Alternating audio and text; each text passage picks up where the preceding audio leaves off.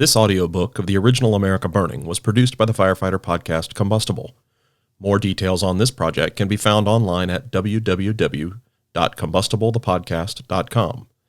The audio for this recording is consistent with all copyright rights and permissions associated with America Burning and is not affiliated with or endorsed in any way by the federal government or the U.S. Fire Administration. Chapter 20. What Citizens Can Do. It is an accepted principle of our society that government ought to intervene to protect citizens when voluntary safeguards are inadequate. As long as there are drivers who drink, there will be a need for government efforts to keep them off the highways. As long as there are unscrupulous merchants, there will be a need for laws and court procedures to protect consumers.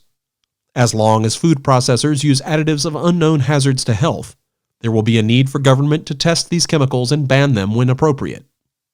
And yet, two themes in American thinking about government run counter to acceptance of this principle. First, we as a people do not want government regulating every aspect of our lives. Second, we regard government regulation as a last resort, a morally inferior solution to voluntary safeguards. We would prefer, in other words, that in our society merchants and manufacturers want to protect the public, rather than be required to do so. In brief, we want government that is not paternalistic and all-encompassing. A balance must be struck. As President Nixon pointed out in his second inaugural, there is no purely government solution for every problem, and individuals must be encouraged to do more for themselves and decide more for themselves.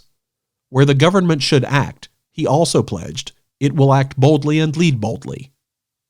Consider the relevance of public concern to these observations. First, history has demonstrated over and over that the pressure of public concern lies behind voluntary self-regulation. The rating code of the movie industry is a convenient example. Second, government regulation has wide acceptability only when it is backed by considerable public concern. It is public concern that encourages voluntary regulation and legitimates government regulations. This commission harbors no illusions about the amount of public concern over the deaths, injuries, and property losses from the nation's destructive fires. That concern is minuscule when compared with the magnitude of the problem. We hope, of course, that this report will serve to broaden and invigorate public concern over fire safety. The task to educate and sensitize Americans to the problems of fire safety, both by the government and by private groups, must begin now. To make a difference, public concern must be channeled toward specific objectives. Any number of this commission's recommendations might serve as focal points for public pressure. At the federal level, for example, proposed new actions that could be hastened through grassroots support include extension of flammability standards or labeling requirements beyond rugs, mattresses, and children's sleepwear to other kinds of fabrics and to other classes of materials, such as those that go into home furnishings. Undertaking of a long-term multiple media public service advertising campaign to make Americans more conscious of fire safety. Establishment of a United States Fire Administration to improve the fire services, and of a National Fire Academy to upgrade their training, together with programs of financial assistance to local fire departments. Extension of the number of hospital facilities providing burn treatment, and support of research to improve the treatment of burn and smoke inhalation injuries. Citizens can also press for improvements at the state and local levels. Strengthening of the fire safety provisions of building codes. Shifting of fire department priorities toward fire prevention, with emphasis on inspection and educational programs. Encouragement of regional cooperative arrangements among fire departments. Providing adequate fire safety education in the schools and to preschool youngsters in nursery schools and daycare centers. The Commission is confident that every concerned citizen who has access to pen and paper can find an appropriate avenue of expression, whether it is a letter to an editor or a letter to a public official elected to serve him. Arousing the interest of the press is important for two reasons. The press has the investigative tools to explore the adequacy of fire protection, particularly at the local level. It also has considerable power to mold public opinion. Where fire safety begins. In this report, we have tried to make clear that fire is a potential threat to the life and well-being of every American, that while it has victimized the poor disproportionately, no one is immune to harm from fire. But prudence in daily living can minimize the chance of fire and make the difference between life and death if fire strikes. The minimal precautions in the home are well established, if seldom observed. A well-maintained heating system. No overloaded electrical circuits. Flammable liquids stored in tightly fitting containers and away from heaters and furnaces. Absence of rubbish. Unobstructed stairways. Matches out of reach of children. Beyond these minimal precautions lie positive steps. The installation of fire extinguishers, fire escapes, or escape ladders, and, most important, early warning detectors. Another measure costing not a cent is a family discussion and rehearsal of steps to be taken during various kinds of fire emergencies. Prudence must be exercised outside the home as well.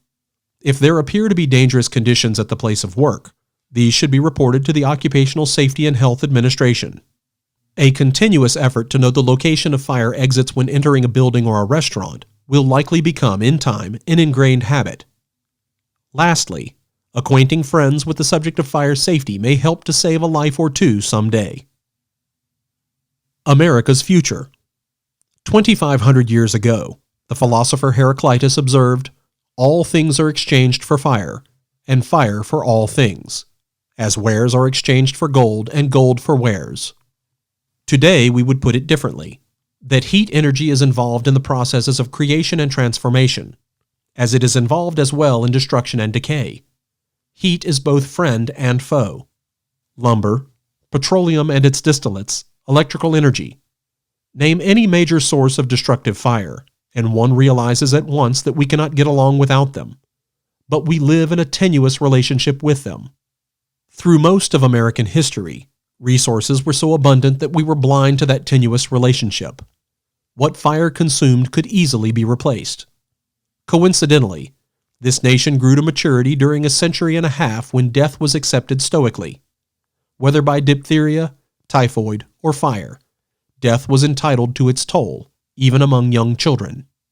Advances in medical science changed American hopes and expectations, though fire never received the attention that went into the major diseases. As for material resources, only recently has the United States been converted to the view forced on other nations long ago, that resources are limited and need to be carefully managed. During the years of America's development, one noble view has prevailed, that a citizen is entitled to any behavior that is not injurious to his neighbors. What has changed over the years is the concept of what is injurious behavior, and it has been broadened as a result of attention to ecological considerations. A dramatic example of how that concept has widened is the restrictions imposed on major fuel users during the winter of 1972 to 1973. What might come to prevail in future years is the view that a fire caused by one American is a danger and an unfair cost to his fellow citizens. It is appropriate to close with a reminder of an observation made earlier in this report. Many Americans, referencing the Second Amendment, vehemently defend their right to possess guns as protection against intruders. Happily, it has not been a task of this commission to debate gun control. What is worthy of remark is that Americans have a duty, much more than a right, to protect themselves and others from fire.